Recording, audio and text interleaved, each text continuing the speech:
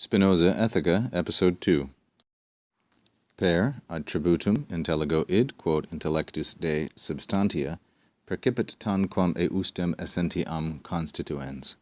Per modum intelligo substantii affectiones, siva id, quod in alio est, per quod etiam concipitur. Per Deum intelligo ens absoluta infinitum, hoc est, substantiam constantem infinitis attributis, quorum unum quodque aeternam et infinitam essentiam exprimit. Here in his section of the Ethics De Deo, or concerning God, Spinoza is giving his definitions. Here in 4, 5, and 6, we have definitions of attribute, attributum, of mode, modum, and of God himself, per Deum.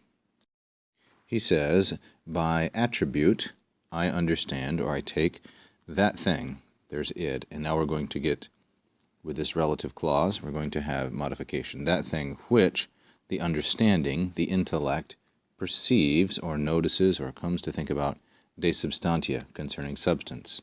So an attribute is that thing which the understanding perceives about substance, as though constituting or comprising, making up the essence of that same thing. So the understanding perceives something about substance, intellectus de substantia percipit, as though it were establishing or constituting the essence of that same thing. The next definition is modum. Now this is difficult to translate. It can mean a very great number of things according to the standard lexica. But modum typically refers to the way in which something exists or the way in which something is accomplished. So by mode, I take it to be, I understand, the affectiones of substance.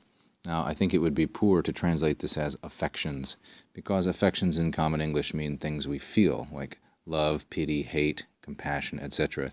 And that's not what affectiones are. These are the things that are ad ficio, or afficio by assimilation, and this is facio, and with the preposition ad attached to it, compounded.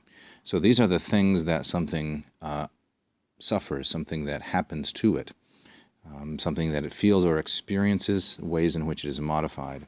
So by mode I understand the affectiones of substance. The Elwes translation, I think that's how it's pronounced, commonly available online in the public domain, takes affectiones as modifications, which I think is a good translation of this somewhat difficult term.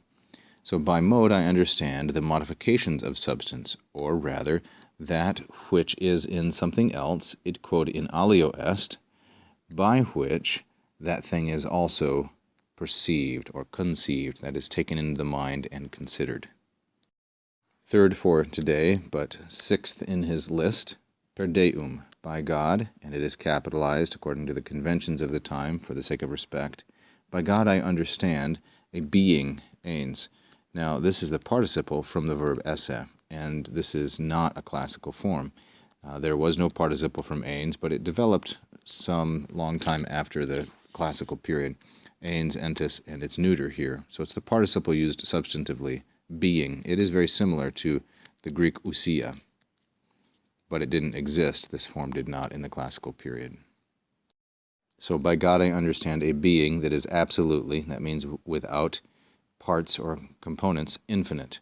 Hoc est, that is, and now here comes a further definition, a substance that is comprised of an infinite number of attributes, infinitis attributis. And being out of time, we will finish this definition in the next episode.